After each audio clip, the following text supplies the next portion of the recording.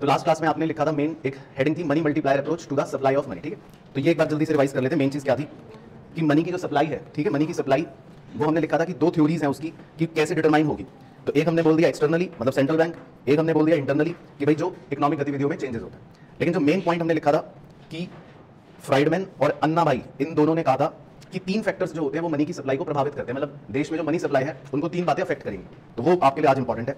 पहली होती है मॉनिटरी बेस। मॉनिटरी बेस का मतलब मैंने आपको समझाया था, मॉनिटरी बेस होता है जो स्टॉक ऑफ बेसिकली मनी है, हाई पावर्ड मनी है, यानी कि पूरे देश में जितना भी पैसा बनेगा वो इसी के अंदर से बनेगा। ये मतलब मैंने आपको ऐसे समझाया था, पूरा मतलब सबसे बड़ा बेस हो गया, तो इसको बोलते हैं मॉनिटरी बेस। दूसरा आपने लिखा था ratio of reserve to deposit, जो आज आपको समझाऊंगा, मतलब उसका सिंबल था छोटा आर। और तीसरा डिटर्मिनेंट था CDR, जिसका सिंबल था छोटा सी, ये भी हम आज समझेंगे। तो बेसिकली तीन चीजें हमारे मनी सप्लाई को अफेक्ट करेंगी। तो हमारी आज की जो मेन डिस्कशन है वो इसी पर बेस्ड है। एक है हाई पावर्ड मनी, एक है छोटा आर और एक है छोटा सी। तो एक बार अपने मुंह से बोल दो क्या क्या है फैक्टर्स। पहला डिटर्मिनेंट क्या, हाई पावर्ड मनी। दूसरा डिटर्मिनेंट क्या, छोटा सी, बस अभी तो यही बोल दो। और तीसरा डिटर्मिनेंट क्या, छोटा आर। तो हाई पावर्ड मनी, छोटा सी और छोटा आर, ठीक है। तो हम तीनों को बिल्कुल डिटेल में पढ़ेंगे। तो सबसे पहले इसकी कहानी लिखवाऊंगा, फिर छोटे आर की कहानी लिखवाऊंगा, फिर छोटे सी की कहानी लिखवाऊंगा। तो बस फिर कहानियां मतलब बड़ी हो जाएंगी। तो लिखते हैं वन बाय वन। तो सबसे पहले हम लिखते हैं कि भाई पहला डिटर्मिनेंट जो है मनी सप्लाई का, वो उसके बारे में लिखते हैं, ठीक है।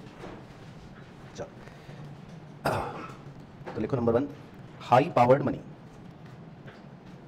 और इसके ब्रैकेट में लिखो बिहेवियर ऑफ सेंट्रल बैंक। इसको हाईलाइट जरूर कर लेना, बिहेवियर ऑफ सेंट्रल बैंक को, फिर बाद में आपको अच्छे से समझ आ जाएगा। तो भाई देश में जो मनी सप्लाई है, ऐसे सोचते हैं, चलो देश में जो मनी सप्लाई की हम बात कर रहे हैं वो इफेक्ट होगा, वो किससे इफेक्ट होगा, हाई पावर्ड मनी से। तो हमारे देश में जो मनी की सप्लाई है, मतलब पैसा, उसको सबसे पहली चीज कौन इफेक्ट कर रही है, सबसे पहला डिटर्मिनेंट हम लिख रहे हैं हाई पावर्ड मनी, मतलब मॉनिटरी बेस। तो आप एक पहले कॉमन सेंस वाली बात मुझे बताना कि अगर मॉनिटरी बेस जो है यानी हाई पावर्ड मनी है, जिसको हम H कह रहे हैं, अगर हमारे देश में RBI मॉनिटरी बेस बढ़ा दे, ठीक है, आपको सोचना है, अगर हमारे देश में RBI मॉनिटरी बेस बढ़ा दे या हाई पावर्ड मनी बढ़ा दे, तो इससे देश का मनी सप्लाई बढ़ेगा या कम होगा। पहले कॉमन सेंस सोचो, बताओ क्या होगा। श्योर भाई, सब बच्चे क्या कह रहे हैं कि अगर हाई पावर्ड मनी RBI बढ़ा देगा तो फिर देश में मनी सप्लाई क्या होगा, पक्का, ठीक है। तो अभी फिलहाल आपकी बात मान लेते हैं। अब इस बात को एक रिलेशन दो, किसका मतलब कैसा रिलेशन बन गया कि अगर हाई पावर्ड मनी बढ़ने से आप कह रहे हो कि मनी सप्लाई भी बढ़ेगा, तो कैसा रिलेशन बन गया, डायरेक्ट रिलेशन बन गया, ठीक है। तो यहां तक बात बिल्कुल ओके लग रही है सब बच्चों को। चलो तो इतनी बातें पहले लिखवा देते हैं आपको अंग्रेजी। तो लिखो आप इसके नीचे एरो डाल के, ड्राइंग मत बनाना, तो सीधा मुद्दे की बात लिखो। तो लिखो the total money supply, the total money supply in the economy, the total money supply in the economy will vary, VARY, vary directly with supply of high powered money, with supply of high powered money। तो बिल्कुल सही। तो पहला point तो बिल्कुल आपने खुद ही सही बता दिया, तो मेरे को तो कुछ समझाने की जरूरत नहीं पड़ी। तो बिल्कुल सही हो गया पहला पॉइंट तो, कि जो मनी सप्लाई है ना, इकोनॉमी में जो मनी सप्लाई है वो कैसे रिलेटेड है, विल वेरी, क्या लिखा है आगे, डायरेक्टली। इसको आप हाईलाइट कर लो, with supply of high powered money. तो अगर RBI हाई पावर्ड मनी बढ़ाएगा या मॉनिटरी बेस बढ़ाएगा तो देश में मनी सप्लाई भी क्या हो जाएगा, बढ़ जाएगा। तो समझ आ गया सिंपल पॉइंट। तो इस पॉइंट को इसीलिए कहते हैं बिहेवियर ऑफ सेंट्रल बैंक, क्योंकि इसमें कमर्शियल बैंक का कोई रोल नहीं है। क्या इसमें कमर्शियल बैंक ने कुछ करा, नहीं करा, या इसमें पब्लिक ने कुछ करा, नहीं करा। तो इसमें किसका बिहेवियर नजर आ रहा है हमको, सेंट्रल बैंक का। तो ये तो सेंट्रल बैंक डिसाइड करती है कि मनी सप्लाई अगर बढ़ाना है या घटाना है, तो वो मॉनिटरी बेस बढ़ा भी सकती है, घटा भी सकती है। बढ़ाएगी तो मनी सप्लाई भी बढ़ जाएगा, घटाएगी तो मनी सप्लाई भी घट जाएगा। तो क्लियर हो गया भाई सबको। चलो तो हाई पावर्ड मनी तो बस यही है, बाकी फॉर्मूला भी बाद में आएगा, वो छोड़ दो। अब चलते हैं दूसरे की तरफ, ratio of reserve to deposit, जो आपने लिखा था छोटा आर। तो नंबर 2 छोटे आर को समझते हैं। तो छोटा आर जो है वो इंपॉर्टेंट है, उसमें कहानियां ज्यादा हैं। तो नंबर 2 का नाम लिखते हैं reserve to deposit ratio, bracket में लिख लो छोटा आर, लेकिन इसके ब्रैकेट में लिखना है बड़े, behaviour of commercial banks, behaviour of commercial banks. इसमें आप इसको हाईलाइट कर लेना, बिहेवियर ऑफ कमर्शियल बैंक्स को, बिहेवियर ऑफ कमर्शियल बैंक्स। चलो तो पहले इसको थोड़ा सा समझा देता हूं कि भाई ये आखिर है क्या छोटा आर, है ना, व्हाट इज छोटा आर। पहले छोटे आर को समझते हैं। तो देखो जी, आपने क्या फार्मूला लिखा है छोटे आर का, देखो बड़ा आर अपॉन डी। तो पहले तो यही चेक लेते हैं, फिर समझा देता हूं, बड़ा आर अपॉन डी। अब इसको समझते हैं। देखो जो इंग्लिश होती है ना, इंग्लिश, वो उसी इंग्लिश को फॉर्मूला बना देते हैं। तो इंग्लिश को धीरे धीरे पढ़ो। पहला शब्द क्या दे रखा है, रिजर्व। तो इसका मतलब है न्यूमरेटर में रिजर्व लिख दिया। उसके बाद रिजर्व के बाद क्या लिखा है, टू। अरे डिपॉजिट से पहले क्या लिखा है? 2। हाँ, तो 2 का मतलब होता है रेशियो, तो ये बीच में लाइन आ गई, मतलब डिवाइड हो गया 2, तो 2 का मतलब हो गया डिवाइड या रेशियो, और 2 के बाद क्या लिखा है? डिपॉजिट, तो डी का मतलब हो गया डिपॉजिट। तो ये है क्या? Very very simple. तो भाई मान लो कोई बैंक है, तो बैंक में 100 रुपए का मान लो डिपॉजिट आया। कितने रुपए का डिपॉजिट आया? 100 रुपए का। तो बैंक अगर उस 100 रुपए के डिपॉजिट में से 20 रुपए रिजर्व में रखता है, ये आपको याद है, स्टोरी हल्की हल्की सिखाई थी कि बैंक कभी भी पूरा पैसा लोन नहीं दे सकता है ना, मनी मल्टीप्लाई में आएगा भी वैसे।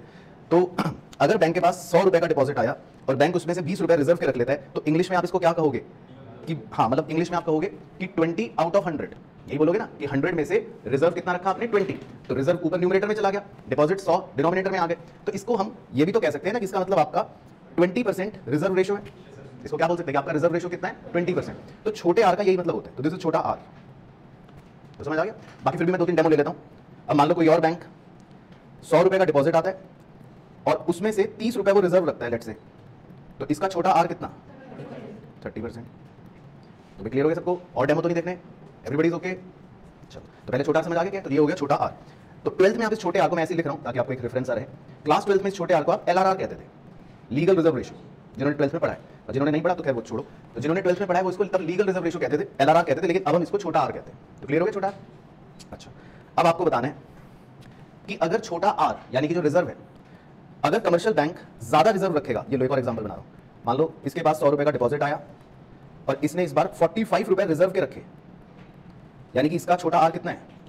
45%। तो बताओ ये तीसरा बैंक कितने रुपए लोन के दे सकता है? सिर्फ 55। अच्छा, दूसरा वाला बैंक कितना दे सकता था? 70। अच्छा, पहला वाला बैंक कितना दे सकता था? 80।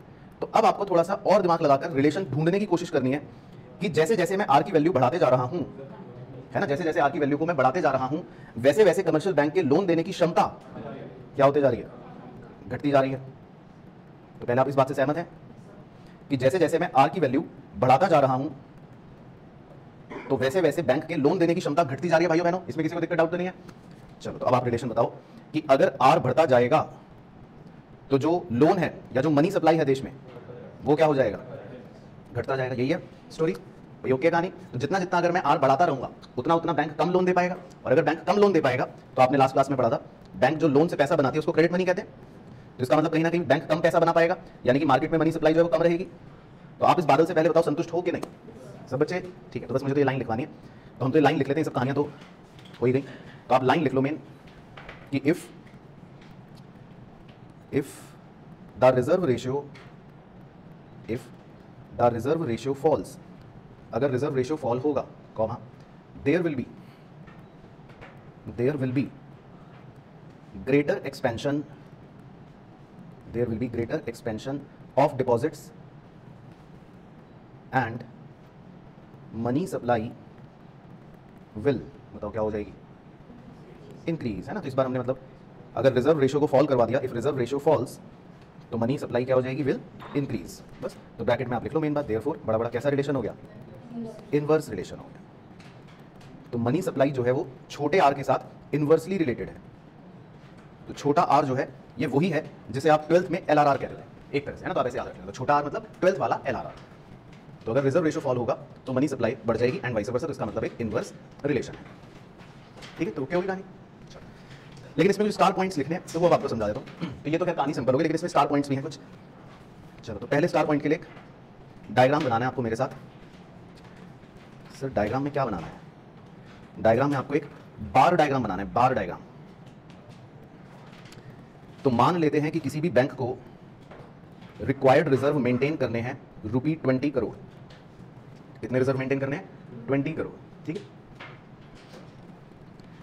लेकिन मान लो कि उसने टोटल रिजर्व जो मेंटेन करे हैं वो करे हैं, लेट्स एज्यूम 35 करोड़।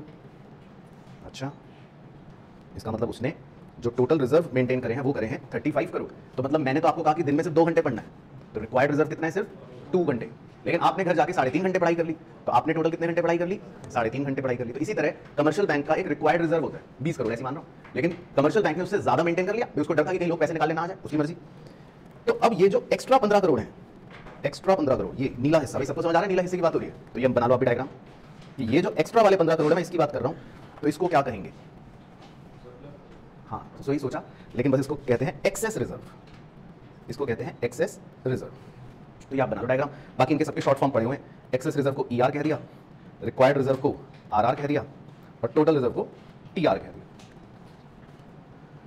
तो पहले आप ये देख लो, ठीक है। तो पहले चित्र बना लो। पहले 3 टर्म्स मुझे समझानी थी, तो पहले आप 3 टर्म्स देख लो कि भाई आपको 3 टर्म्स क्लियर हो गए। तो RR, ER और TR। तो TR का फार्मूला बताइए जी। हाँ, तो हम ये भी तो कह सकते हैं ना कि TR का फार्मूला क्या बन गया, RR प्लस ER। तो ये भी आप लिख सकते हो, RR प्लस ER। तो क्लियर हो गया पहले इतना डायग्राम। चलो, तो अब आपको कुछ दिखा के लाता हूँ, तो वो बस आप देख लेना, आपको इतने ऑलरेडी लिख रखा है। तो अब एक बार आप हाई पावर्ड मनी का फार्मूला पढ़ लो भाई बहनों। हाई पावर्ड मनी का फार्मूला है C मतलब currency in circulation, plus TR। अब समझ गए TR क्या है, जो अभी आपने पढ़ा, टोटल रिजर्व। और टोटल रिजर्व को देखो मैंने ओपन अप कर लिया, तो क्या बन गया total reserve, ER plus RR। तो आप समझ गए कि क्या लिखा था आपने फार्मूला, ठीक है। तो TR is equal to ER plus RR। अच्छा, अब इसमें लेकिन कुछ गंभीर और गहरी बातें हैं, तो वो लिखते हैं इसके नीचे एरो बनाकर, फर्स्ट एरो डाल के लिखना। If interest rate increases, if interest rate increases comma, it means that the opportunity cost of holding excess reserve rises because क्या आगे रेड पेन से लिख रहा हूं, because the banks have to sacrifice possible higher earnings and hence the desired ratio of excess reserves bracket में लिख लो ER bracket close to deposits fall को अंडरलाइन कर लेना। So if interest rate increases, it means that the opportunity cost of holding excess reserve rises because the banks have to sacrifice possible higher earnings. इसमें इसको भी चाहे underline कर लेना, sacrifice possible higher earnings and hence the desired ratio of excess reserve to deposits fall. तो ये आपको समझाता हूँ ये क्या है। फिर रिलेशन पूछूंगा आपसे। चलो, तो भाई ऊपर वाले एग्जांपल ले लेते हैं, ऊपर वाले एग्जांपल से कंटिन्यू कर लेते हैं। तो मान लेते हैं हम बैंक बन के सोचते हैं, ठीक है। आप बैंक हो, तो RBI ने तो आपको कहा कि कितने रुपए मिनिमम मेंटेन करने हैं, 20 करोड़। लेकिन भाई आप तो पूंजीपति हो, आपके ऊपर तो कुबेर का आशीर्वाद है, तो आपने कितने रुपए फालतू अपने रख रखे हैं जेब में, 15 करोड़, है ना।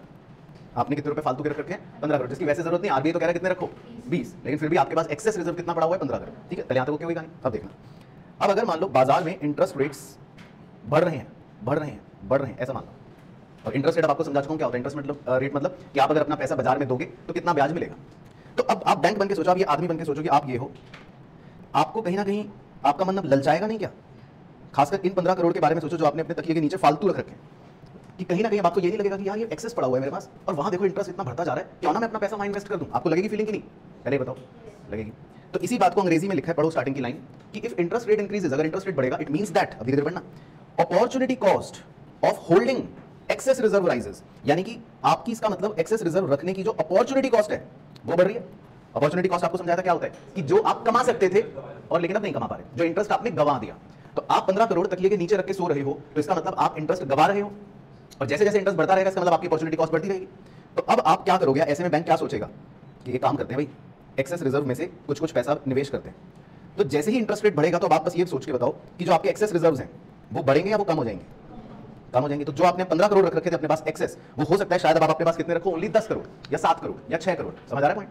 तो यही बात आगे कंटिन्यू हो रही है, लिखो देखो कि the banks have to sacrifice possible higher earnings and hence the desired ratio, वो अंग्रेजी छोड़ो, ऑफ एक्सेस रिजर्व, इसमें फोकस करना कि जो आपके एक्सेस रिजर्व्स हैं टू डिपॉजिट्स, वो क्या हो जाएंगे, फॉल हो जाएंगे। यानी कि अब आप अपने डिपॉजिट्स में से एक्सेस रिजर्व को कम रखोगे, कितना रखोगे, 15 नहीं रखोगे, 15 करोड़ से कम रखोगे, क्योंकि आपको ब्याज ज्यादा मिल रहा है बाजार में। तो समझ आ गया पॉइंट। तो खैर हमें तो सीधा मुद्दे की बात लिखनी है, तो ये मैं डायग्राम हटा देता हूं, ये चलो ऐसे छोड़ देता हूं। तो आप ये बताओ कि इंटरेस्ट रेट में और एक्सेस रिजर्व में फिर कैसा रिलेशन हो गया। हाँ, तो ये कीवर्ड लिख लो बस आप। तो इससे हमने ये सीखा इस पॉइंट से कि इसका मतलब इनवर्स रिलेशन है। तो ये पूरा लिख लेते हैं कि इनवर्स रिलेशन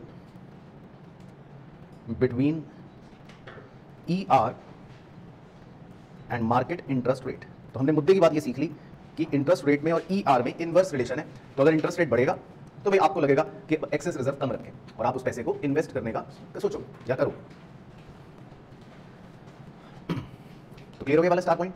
तो ये छोटा सा स्टार पॉइंट था TR, RR और ER को लेकर। तो पहले तो ये लिख लो स्टार पॉइंट पहला हो गया, फिर दूसरा स्टार पॉइंट दूसरे स्टार में लिखना है, इफ बैंक फियर्स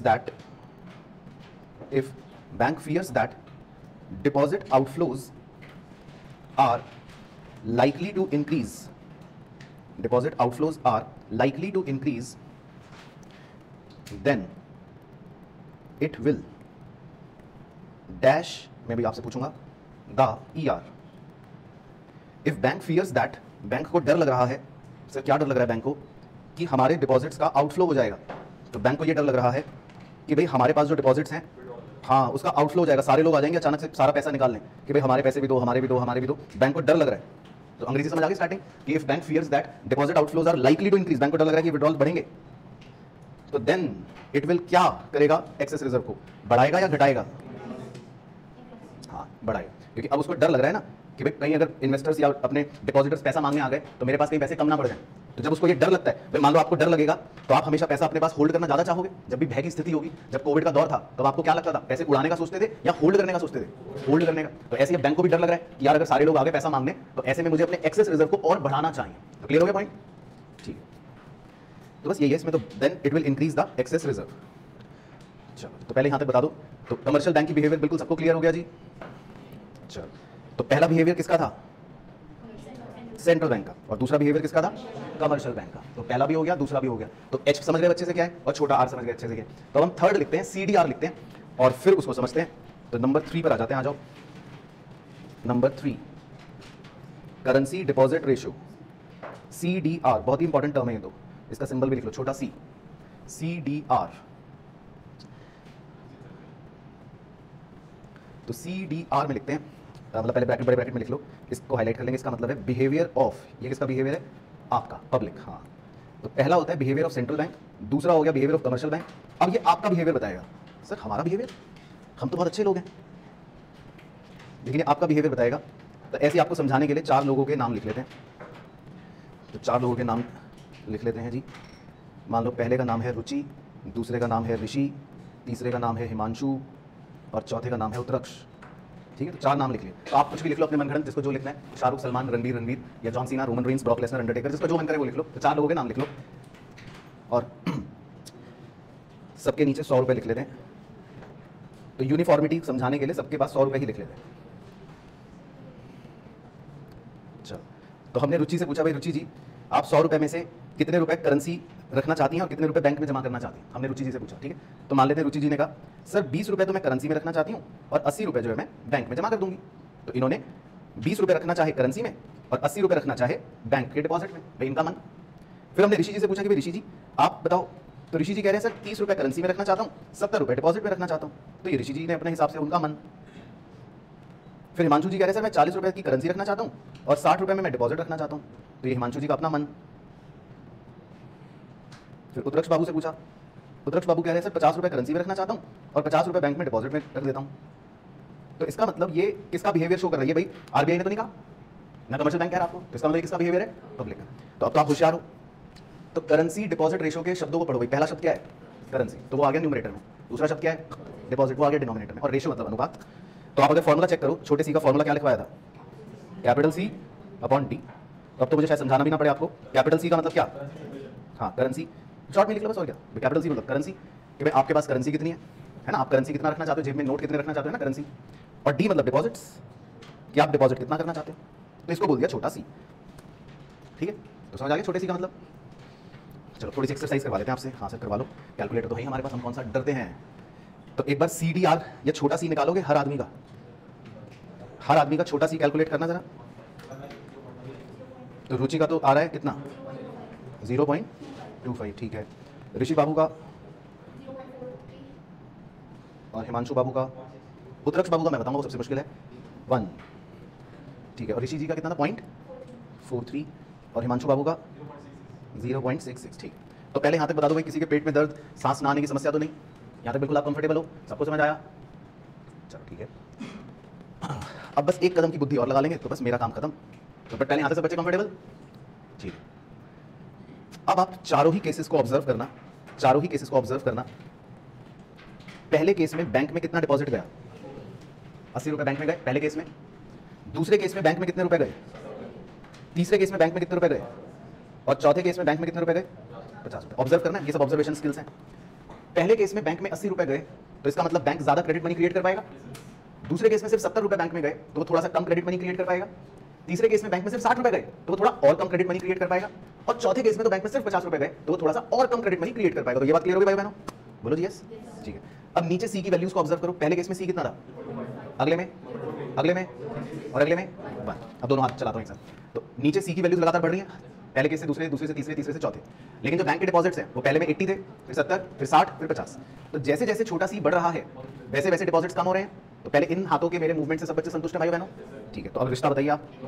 इनवर्स। तो ये लिखा जाएगा कि जब छोटा सी बढ़ता है, जब छोटा सी बढ़ेगा तो बैंक का मनी मतलब मनी सप्लाई कम हो जाएगा, या डिपॉजिट्स बनाने की क्षमता कम हो जाएगी। ठीक, चलो तो क्या ये लिख लेते हैं। तो बस आप ये डायग्राम से समझ गए पहले छोटा सी क्या है, अब लिख लेते हैं। वेरी गुड, तो सही बताया हमारे ऑनलाइन के चीतों ने भी, इनवर्स रिलेशन है। तो यही बात अंग्रेजी में लिख लेते हैं। तो पहले फर्स्ट एरो डाल के लिख लो, द करेंसी डिपॉजिट रेशियो है ना, ब्रैकेट में छोटा आर, रिप्रेजेंट्स, ओ छोटा सी, हमें देखा था कितने बच्चे अलर्ट है, छोटा सी। तो करेंसी डिपॉजिट रेशियो छोटा c represents the degree of adoption of banking habits by the people. तो ये बेसिकली लोगों की हैबिट्स बताता है ना। तो सीडीआर जो है ये सिर्फ लोगों की हैबिट्स बता रहा है कि भाई आप कितना पैसा बैंक में रखना चाहते हो, करेंसी में कितना रखना चाहते हो, बैंक में कितना रखना चाहते हो। Second arrow, the smaller the CDR, यानी ब्रैकेट में लिख लो सी, जितना छोटा होगा c, comma, the larger would be money multiplier. तो मनी मल्टीप्लायर उतना ही ज्यादा होगा। आई होप ये बात आप समझ चुके हो कि भाई कैसा रिलेशन है। लिख लो ब्रैकेट में इनवर्स रिलेशन। मनी मल्टीप्लायर का मतलब वही एक तरह से कहना चाह रहा है, वही मनी सप्लाई के साथ रिलेशन कैसा है, इनवर्स रिलेशन। तो जितना सी छोटा होगा उतना ही मनी मल्टीप्लायर ज्यादा होगा, या वाइस वर्सा। हमारे एग्जांपल में सी बड़ा करते जा रहे थे हम, तो डिपॉजिट छोटे होते जा रहे थे। सी छोटा करते रहोगे तो डिपॉजिट बड़ा होता रहेगा। तो वो तो एक ही बात है, इनवर्स रिलेशन। तो पहले इतना क्लियर हो गया छोटे सी का खेल। तो इसमें भी 2-4 स्टार पॉइंट्स हैं, वो लिख लेते हैं। तो पहला स्टार डाल के लिख लो। तो पहले स्टार का नाम है TD dash DD ratio. TD DD ratio tongue twister है, बोलो टीडी डीडी रेशियो। वो कह रहा है TD DD ratio, TD DD ratio. तो टीडी मतलब टाइम डिपॉजिट, टीडी मतलब टाइम डिपॉजिट, और डीडी मतलब डिमांड डिपॉजिट। ठीक है, तो पहले तो ये हेडिंग डालो स्टार की। तो टीडी डीडी रेशियो का मतलब है, टीडी मतलब टाइम डिपॉजिट, डीडी मतलब डिमांड डिपॉजिट। चलो तो इसमें कितने आदमियों के एग्जांपल से समझाऊं? एक से तो नहीं समझ सकते, मतलब 2 या 3 या 4, 3 ले लेते हैं। चलो भाई हमें तो रिलेशन ही तो समझाना है मुझे। तो पहला, दूसरा, तीसरा। सिंप्लिसिटी के लिए सबको 100 रुपये दे देते हैं, है ना, यूनिफॉर्म रखने के लिए। अब ये 100 रुपये बैंक में जमा करना चाहते हैं तीनों। मैंने कहा कहाँ जा रहे हो? तो तीनों कह रहे हैं बैंक जा रहे हैं। मैंने कहा क्या करने जा रहे हो? कह रहे बैंक में पैसे जमा करने जा रहे हैं। तो पहले आदमी ने कहा बैंक में जाके कि मेरी 20 रुपये की तो एफडी बना दो और 80 रुपये की मेरे करंट अकाउंट में पैसा डाल दो। तो 20 रुपये तो उसने रख दिया, कह रहे हैं तो मेरे को नहीं चाहिए, ये तो 5 साल बाद दूंगा। उसकी तो उसने क्या रखवा दी? एफडी। और बचे हुए 80 रुपये उसने कहा ये मुझे चाहिए, इससे तो कल मुझे धनिया खरीदने जाना है, तो ये मैं करंट अकाउंट में रखता हूँ। तो इसका मतलब ऐसे लिख देता हूँ कि इसने 20 रुपये जो है उसकी तो एफडी बना दी, वो तो उसको 5 साल के बाद चाहिए, और 80 रुपये उसने डिमांड डिपॉजिट में डाल दी, ये हो सकता है उसको अगले दिन ही चाहिए। तो ऐसे ही कुछ भी लिख लो, 1 डे। तो भाई पहले इतना ओके, यहाँ तक किसी को दिक्कत हो नहीं? चलो अब दूसरे आदमी ने, वो भी बैंक पहुंच गया, तो उसने कितने रुपए की एफडी करवा दी? उसने 30 रुपए की एफडी करवा दी और 70 रुपए करंट अकाउंट में रख लिए, डिमांड डिपॉजिट में रख लिए। ये तो उसका बिहेवियर है ना, हमें क्या। और तीसरे आदमी ने कितने रुपए की एफडी करवा दी? 40 रुपए की एफडी करवा दी और 60 रुपए उसने डिमांड डिपॉजिट में करंट अकाउंट में रख लिए। तो पहले यहाँ तक ओके हो गया भाई बहनों? ठीक है दोस्त, चलो। तो अब एक बार टीडी डीडी रेशो तो समझ में आ गया होगा, अब तो होशियार हो गए। तो पहला शब्द क्या लिखा है? टाइम डिपॉजिट, तो इसलिए न्यूमरेटर में क्या आ गया? Time deposit. दूसरा शब्द क्या लिखा है? डिमांड डिपॉजिट, तो डिनोमिनेटर में क्या आ गया? डिमांड। और रेशो मतलब अनुपात। तो पहले रेशो क्लियर हो गया, टीडी डीडी रेशो। ठीक, अब एक बार रेशो के आंसर्स निकालना जरा। टीडी डीडी रेशो का तीनों का आंसर निकालो। पहले का तो 0.25, 0.43 और 0.66। ठीक है, पहले यहाँ तक क्लियर? तो यहाँ तक किसी को भी डाउट तो नहीं है? तो पहले आप चाहे इतना लिख लो। तो पहला आदमी जो है इसका टीडी डीडी रेशो है 0.25, दूसरे का टीडी डीडी रेशो है 0.43 और तीसरे का टीडी डीडी रेशो है 0.66। तो विद कैलकुलेशन सबको ओके? अब बड़े ध्यान से सुनना इसका लॉजिक, इसमें क्या लॉजिक सिखाया जा रहा है। अब बैंक जो होता है, कमर्शियल बैंक, वो ये मानता है कि अगर कस्टमर ने एफडी में पैसा जो रखवाया है वो तो 5 साल बाद निकालने आएगा। बैंक वाला बड़ा खुश है, कह रहा आहा ये तो पैसे देकर चला गया और अब कब आएगा पैसे निकालने? 5 साल बाद। तो इस पैसे से तो वो 5 साल तक न जाने कितना पैसा बना देगा। भाई कोई बैंक को मान लो 5 साल के लिए पैसे देकर चला गया, बैंक को पता है कि 5 साल तक अब निकालने आएगा ही नहीं, जनरल पॉइंट ऑफ व्यू। तो इसका मतलब बैंक तो इस पैसे से अगले 5 साल में बहुत पैसा बना देगा क्रेडिट क्रिएट कर करके। तो बैंक के पास पहले केस में कितनी एफडी आई? 20, दूसरे केस में और तीसरे केस में 40। तो इसमें बस ये कहानी समझाई जाती है कि बैंक के पास जो एफडी का पैसा होता है, बैंक उसको मानता है कि भाई ये तो फ्री है, ये तो आइडल पड़ा है मेरे पास, ये तो कस्टमर निकालने नहीं आएगा अभी, तो इस पैसे से वो पैसा बना सकता है इजीली और लंबे समय के लिए बना सकता है। तो क्लियर होगी कहानी? चलो तो लिखवा दूं पहले, बस आप ये इतना ड्राइंग बना लो, फिर हम सेंटेंस लिख लेते हैं, तो आप सेंटेंस से समझ जाओगे। तो आप बस इतनी ड्राइंग बना लो, हमने 3 एग्जांपल ऐसे ले लिए अपनी बात को समझने के लिए। तो अब अगर आपसे रिलेशन पूछूं, चलो क्योंकि अब तो आप होशियार हो ही चुके हो, तो पहले केस में टीडी रेशियो कितना था और बैंक कितना पैसा बना सकता है, मतलब कितने रुपए से पैसा बना सकता है? 20। दूसरे केस में टीडी रेशियो और बैंक कितने पैसों से अब पैसा बना सकता है? 30। तीसरे केस में टीडी रेशियो 0.66 और बैंक अब कितने पैसे से पैसा बना सकता है? 40। तो येलो कलर और ग्रीन कलर का रिलेशन बताओ, डायरेक्ट रिलेशन। तो क्लियर हो गया? तो इस बार हम आपको क्या लिखवाएंगे? डायरेक्ट रिलेशन है टीडी रेशियो का विद बैंक की पैसा बनाने की कैपेसिटी का। तो टीडी रेशियो और बैंक का पैसा बनाने के बीच का जो रिश्ता है वो डायरेक्ट है। ओके, तो ये लाइन लिखते हैं, आ जाओ। तो लाइन लिखते हैं कि increase in TD ratio, increase in TD ratio means greater availability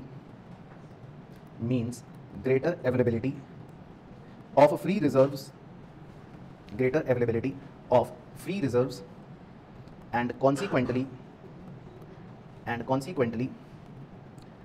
larger money deposits and monetary expansion is possible. तो increase in TD ratio means greater availability of free resources and consequently larger money deposits and monetary expansion is possible. मतलब थोड़ी English designer है, बाकी bracket में तो आप वही लिख लो बड़ा बड़ा, दैट इज कैसा रिलेशन है? डायरेक्ट रिलेशन है। तो मुद्दे की बात तो यही है कि भाई टीडी रेशियो बढ़ेगा तो बैंक ज्यादा पैसा एक्सपेंड कर पाएगा या बैंक ज्यादा पैसा बना पाएगा। तो ये है टीडी रेशियो। तो समझ आ गया पहला स्टार? उसके बाद अगला सितारा। तो अगले सितारे में लिखते हैं money supply is affected by, फिर डैश डाल लेना, money supply is affected by. अब मनी सप्लाई जो है वो किन किन चीज़ों से अफेक्ट होती है? हाँ, तो ऐसे शॉर्ट में लिख लो अपनी सब, ये समरी बनवा रहा हूँ मतलब जो हम पढ़े। तो पहला तो एच हो गया, एच मतलब किससे अफेक्ट होता है? हाई पावर्ड मनी या मॉनेटरी बेस, है ना, एच लिख लो, एक इससे अफेक्ट हो गया। दूसरा छोटा एम भी लिख सकते हो, सारे फैक्टर्स लिख लो। छोटा एम क्या था? मनी मल्टीप्लायर, है ना, छोटा एम क्या था? Money multiplier. भाई ये भी तो अफेक्ट करेगा ना मनी सप्लाई को, हम सारे फैक्टर्स लिख रहे हैं। इसके बाद लिख लो छोटा आर, छोटा आर क्या था? Reserve ratio. इसके बाद लिख लो छोटा सी, करेंसी डिपॉजिट रेशो। और एक और है, एक ऊपर रहेगा छोटा ई। सर छोटा ई जे का होवे, छोटा ई। तो छोटे ई के लिए एक बार ऊपर जा रहा हूँ, वो इस सेंटेंस में आया था, ये रहा। छोटा ई की अंग्रेजी थी क्योंकि वो वैसे है नहीं, लेकिन लास्ट लाइन रेड कलर में डिजायर्ड के बाद लिखा है ratio of excess reserve to deposit. तो खाली खाली जो ये जो इंग्लिश है कि अगर मैं डिपॉजिट्स डिनोमिनेटर में लिखकर एक्सेस रिजर्व न्यूमरेटर में लिख दूं तो इसको क्या बोल सकते हैं? छोटा ई। तो ये वहां पे आप मेंशन कर लो क्योंकि आई गया। तो छोटे ई का मतलब है excess reserve to deposit ratio, है ना। तो छोटे ई का मतलब है excess reserve to deposit ratio. जैसे छोटे आर का मतलब क्या था? रिक्वायर्ड रिजर्व या रिजर्व अपॉन डिपॉजिट। तो छोटे ई का मतलब है एक्सेस रिजर्व अपॉन डिपॉजिट्स, छोटा ई। तो देखो मैंने सारे पॉइंट्स कवर कर लिए कि भाई मनी सप्लाई को कहीं ना कहीं यही सब चीजें अफेक्ट करनी है। अभी तक पूरा अगर क्रक्स लिखे तो भाई हाई पावर्ड मनी हो गया, मनी मल्टीप्लायर हो गया, रिक्वायर्ड रिजर्व हो गया, करेंसी डिपॉजिट रेशियो हो गया और ई हो गया मेनली। तो इसमें मुझे आपको एक बहुत ही अच्छी बात जो लिखानी है, क्योंकि आपके इसमें 5 सीधे सीधे एमसीक्यू क्वेश्चन कवर हो जाते हैं, बल्कि 10 क्वेश्चन कवर हो जाते हैं। वो ये कि एच और एम जो होते हैं वो कैसे अफेक्ट करते हैं मनी सप्लाई को। हाँ, इनके साथ डायरेक्ट रिलेशन है। तो एच बढ़ेगा तो मनी सप्लाई भी बढ़ जाएगा, एम बढ़ेगा तो भी मनी सप्लाई बढ़ जाएगा। तो एच और एम के साथ कैसा रिलेशन है? डायरेक्ट। लेकिन इन रेशियोज के साथ इनवर्स रिलेशन। तो ये मतलब आप एक क्रक्स की तरह, एक मतलब उसकी तरह लिख लो, रिलेशन की तरह। और इसका एक नाम भी है, वो भी लिखवा देता हूँ। इसे हम बोलते हैं, इधर बादल में लिख लेते हैं, फ्रैक्शनल रिजर्व सिस्टम। जो ये रिलेशन बता रहा है, खासकर ये वाला नीचे के 3 वाले, ये रिजर्व के साथ रिलेशन बता रहे हैं मनी सप्लाई का, इसको फ्रैक्शनल रिजर्व सिस्टम भी कह देते हैं। ठीक है, तो पहले ये लिख लो। तो क्लियर हो गया वाला सितारा भी। उसके बाद अगला सितारा, इसमें हमें एक मैथमेटिकल इक्वेशन लिखनी है। फ्रैक्शनल रिजर्व सिस्टम मेरे दोस्त ये है जो येलो कलर कर रहा हूं, कि ये जो रिजर्व्स हैं, ये तीनों जो रिजर्व्स हैं, ये इनवर्स रिलेशन रखते हैं मनी सप्लाई के साथ। इस बात को फ्रैक्शनल रिजर्व सिस्टम कह रहे हैं। ठीक है ना। तो ये आप नीचे के 3 को ऐसे बना लो कि नीचे के 3 वाले रिश्ते को फ्रैक्शनल रिजर्व सिस्टम का नाम दिया एक प्रकार से, ये मतलब। चलो तो यहाँ तक ओके जी, ठीक है। तो एक लंबी गहरी सांस लो, अब थोड़ा सा मैथमेटिक्स आने वाली है तो आपकी जान सूखेगी। चलो तो अगले सितारे के लिए हमें इक्वेशन लिखनी है, तो सबसे पहली इक्वेशन लिखो जी, m is equal to C plus D. चलो फुल फॉर्म आप बताओगे। m का मतलब money supply, very good. C का मतलब वेरी गुड, बड़े कैपिटल C है ना तो इसका मतलब करेंसी इन सर्कुलेशन में, शॉर्ट में लिख लेते हैं। और D मतलब डिमांड डिपॉजिट्स, ठीक है। तो शॉर्ट में डिपॉजिट्स लिख लेते हैं, डिमांड डिपॉजिट कुछ भी लिख लो। तो ये मनी सप्लाई का फार्मूला है जो आपने पहले भी लिखा था, C प्लस डी शॉर्ट वाला, m is equal to C plus D. तो ये तो हो गई पहली इक्वेशन। अब जो इसमें C है, C, इस C को रिप्लेस करूंगा तो वो कैसे करूंगा उसको यहाँ पे ध्यान से पहले देखना चाहिए। छोटे C का फार्मूला बताओ, capital C upon capital D, आपने अभी भी पढ़ा। तो क्या मैं इसमें ऐसा लिख सकता हूँ कि बड़ा C इज इक्वल टू छोटा C D, C D cross multiply. Okay भाइयों, तो किसी के पेट में दर्द तो नहीं हुआ, ठीक है। तो अब देखो मैं इक्वेशन में C जो है C, अब इसे रिप्लेस कर रहा हूँ भाइयों बहनों आपकी आंखों के सामने, फिर बाद में ये मत कहना कि सर आपने आंखों का जादू कर दिया था हमारे साथ। प्लस D, तो भाई सब बच्चे संतुष्ट हैं, आपकी आंखों के सामने C को रिप्लेस करके CD लिख लिया, तो लिख लो आप भी। तो इसमें D कॉमन ले लो तो किसी को कोई आपत्ति तो नहीं, तो C प्लस 1 ब्रैकेट में आ गया D, ठीक है जी। चलो तो पहले यहाँ तक लिख के छोड़ देते हैं। अब इसके नीचे एक बक्सा बनाना है, तो बक्से की लेंथ अभी खुली छोड़ दो, क्या पता कितना बड़ा बक्सा बने। लेकिन बक्से में लिखते हैं हम अपनी दूसरी इक्वेशन लिखते हैं। H का फार्मूला सुनाओ भैया, C प्लस टी आर, ठीक है। मतलब ऐसे लिख लेता हूँ, हाँ। तो अभी आप ऐसे लिख लो C प्लस टी आर फिलहाल, ठीक है। इसके नीचे अब मैं कुछ एज्यूम कर रहा हूँ, वो भी अगले में कर रहा हूँ। मैं एज्यूम कर रहा हूँ कि एक्सेस रिजर्व नहीं है। मैं क्या एज्यूम कर रहा हूँ, एक्सेस रिजर्व नहीं है। तो क्या मैं C प्लस आर आर लिख दूँ भाई बहनों। टी आर को अगर ओपन करता हूँ तो वैसे तो क्या बनता है R R plus E R, लेकिन ई आर मैंने एज्यूम क्या कर लिया 0, तो ये लिख सकते हैं जी, ठीक है। तो यहाँ तक कोई दिक्कत तो नहीं। अच्छा अब आर आर का फॉर्मूला बताना है। आर आर मतलब छोटे आर का formula, capital R upon D, मतलब कैपिटल आर मतलब वो आर आर ही है, ऐसे करता हूँ आर ही लिख लो ऊपर, नहीं तो आप कंफ्यूज हो जाओगे कि यार एक जगह आर आर लिख रहे हैं, एक जगह खाली आर लिख रहे हैं, ये क्या हो गया, कहीं आर और आर मल्टीप्लाई तो नहीं हो रहा, आर स्क्वायर कर दूँ तो मतलब खाली आर ही लिख लो। आर का मतलब रिजर्व ही है ना, या रिक्वायर्ड रिजर्व ही है। तो अब छोटे आर का फॉर्मूला था बड़ा आर अपॉन डी, तो क्या आप इससे बता सकते हो कि बड़ा आर इज इक्वल टू क्या, छोटा आर डी, ये लिख सकते हैं भाई बहनों, ठीक है। क्लियर है, क्रॉस मल्टीप्लाई। तो अब मैं अगले स्टेप में आपकी आंखों के सामने आर को रिप्लेस करूंगा, तो आप देख लेना कि भाई आपको ये ना लगे कि सर आंखों का कोई जादू कर रहे हैं। तो मैं आर की जगह लिख रहा हूँ छोटा आर डी, आर की जगह लिख रहा हूँ छोटा आर डी। ओके है सब बच्चे कंफर्टेबल, कोई भी दिक्कत तो नहीं, वेरी गुड। तो मैं चाहता था कि कोई बच्चा दोबारा पूछे, थैंक गॉड। चलो तो एक बार दोस्त ने कहा सर आर दोबारा बता दो, ये वाला आर येलो वाला, ठीक है। तो ये जो येलो वाला आर होता है ये होता है रिक्वायर्ड रिजर्व, ये क्या है रिजर्व, कि आपको कितना रिजर्व रखना है। और डी होता है डिपॉजिट। तो आपने अभी एक फॉर्मूला लिखा था ना, ऊपर देखो, ऊपर जा रहा हूँ सेकंड वाले पॉइंट में लिखा था ना, ये रहा देखो, आर का एक फॉर्मूला लिखा था, ये रहा लिखा था ना छोटे आर का फॉर्मूला, आर अपॉन डी। तो ये जो रिजर्व होता है ना, ये जो रिजर्व है, तो इसको मतलब खाली आर भी लिख सकते हो, आर आर भी लिख सकते हो, एक ही बात। आर आर मतलब हो गया रिक्वायर्ड रिजर्व और खाली आर मतलब रिजर्व, बात एक ही है। ओके जी। तो इस फॉर्मूले का मैंने उपयोग करा और इस फॉर्मूले के उपयोग से क्रॉस मल्टीप्लाई करके मैंने आर इज इक्वल टू छोटा आर डी लिख लिया। अब क्लियर हो गया, और फिर उसको रिप्लेस कर दिया। ओके जी यहाँ तक। चलो अगला स्टेप, अब अगला स्टेप भी देख लेना, फिर ये मत कहना कि आंखों का जादू कर रहा हूँ। अब बड़े सी को रिप्लेस कर रहा हूँ भाइयों बहनों आपकी आंखों के सामने, बड़े सी को रिप्लेस कर रहा हूँ छोटा सी डी, बताओ अभी देख कर आए थे, तो कर लो आप भी रिप्लेस, प्लस आर डी। तो डी कॉमन ले ले, तो छोटा सी प्लस आर और डी आ गया कॉमन। उसके बाद डी इज इक्वल टू, बताओ डी इज इक्वल टू क्या, H upon C plus are. तो ये बक्सा आप बंद कर लो, तो D is equal to H upon C plus R, ठीक है भाई। डी उधर छोड़ दिया, सी प्लस आर ब्रैकेट नीचे आ गया। तो ये कंफर्टेबल भाई हो, बाकी कोई भी डिस्कंफर्ट हो तो कॉन्टैक्ट अली सर, क्योंकि ये सब गणित की बातें की हैं वैसे तो, है ना। चलो तो यहाँ तक क्या हो गया जी, d is equal to H upon C plus are. तो अब हम बड़े बक्से के बाहर जाएंगे। अब आपकी आंखों के सामने कैसा जादू होगा, मतलब जादू नहीं होगा, अपनी आंखें बस चौकन्नी रखना। अब जो ऊपर की इक्वेशन थी जहां हम छोड़कर आए थे बक्सा, तो वहां पर ये जो डी है, डी दिख गया भाइयों, m is equal to C plus 1 D लिखा था ना आपने, फिर बक्सा बना लिया था। तो m is equal to C plus 1 D जो होगा डी, अब उस डी की जगह मैं डी का ये फॉर्मूला रिप्लेस कर दूंगा। ओके जी, समझिए क्या स्टेप होने वाला है। तो अब हम बक्से को बंद करके लिखते हैं m is equal to C plus 1 और डी की जगह बताओ क्या लिखूंगा, हाँ डी की जगह h upon C plus are. तो सर ये क्या हो रहा है सर, भाई समझ गए सब। वैसे तो डेरिवेशन अगर मान लो आप ये छोड़ भी दोगे मुझे कोई टेंशन नहीं, एग्जाम में पूछना नहीं है, लेकिन बाद में बच्चा ये ना कि सर आपने कैसे कर दिया तो हमें सिखाया नहीं, तो मेरा काम है सिखाना। तो डेरिवेशन वैसे एग्जाम में पूछेगा नहीं, फाइनल फॉर्मूला जो पहुंचेंगे हम वो पूछेगा, है ना। तो दक्षरा से मैं बस वही याद करूंगा, आप सीधा वहां चलो। तो अब यहाँ तक पहुंच गए हम।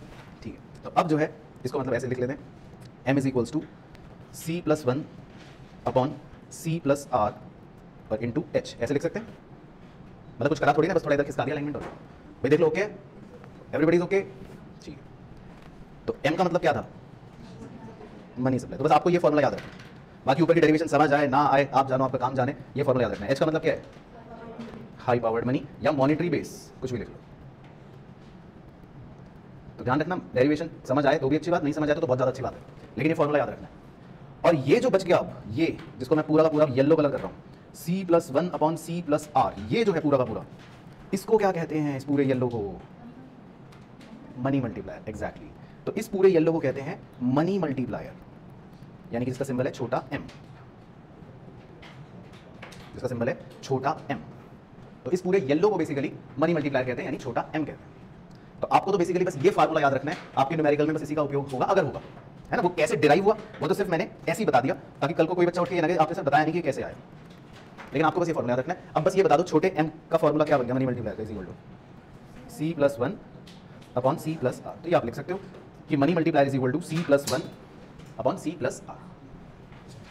और एक लाइन और लिख लो, when there are excess reserves, और अगर एक्सेस रिजर्व्स होंगे देन m का फॉर्मूला इज इक्वल टू, अगर एक्सेस रिजर्व्स होंगे तो m का फॉर्मूला लिख लो, m is equals to c plus 1 upon c plus R plus, एक चीज बताओ, आप बताओ क्या जोड़ देंगे इस बार एक्सेस रिजर्व्स अगर हैं तो e, हाँ मतलब वही e r जो आप कह रहे हो, e छोटा e।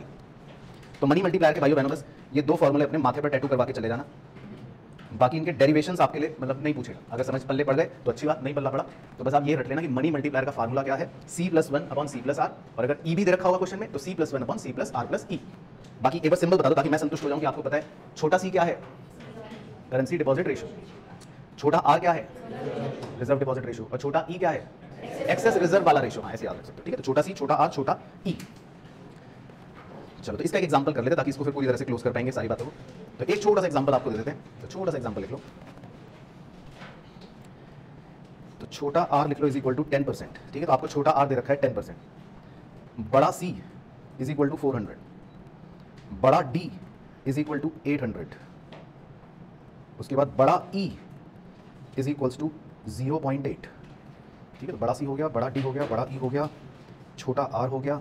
चलो फाइंड m, वही मनी मल्टीप्लायर निकालना है। फॉर्मूला ऊपर आपकी आंखों के सामने है, प्रश्न ये आपकी आंखों के सामने है। 5 मिनट का समय लीजिए, अपने हुनर का प्रदर्शन दिखाइए। चलो आओ तो करते हैं डिस्कस। आपने बहुत समय लगाया, वेरी गुड। ऑनलाइन के बच्चों को तो शाबाशी है, काफी को सही भी आ गया। तो देखो बिल्कुल धीरे धीरे चलना, फिर आप स्टेप बाय स्टेप बताना कहाँ आपको दिक्कत लगी। तो छोटा r तो आपको 10% गिवन है, तो छोटा r मैं 0.1 लिख लूँ, तो पहले इतने में बोलो ओके। छोटा r तो गिवन है, ठीक है।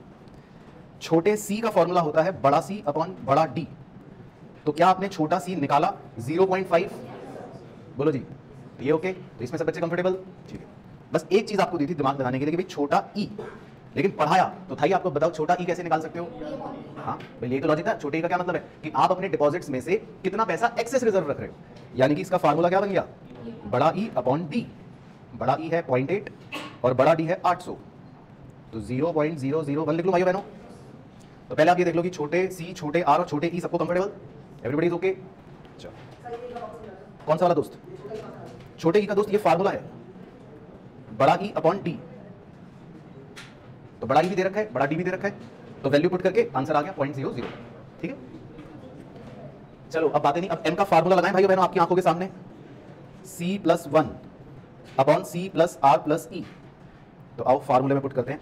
तो छोटा c है 0.5 plus 1 divided by 0.5 plus r है 0.1 प्लस e है 0.001।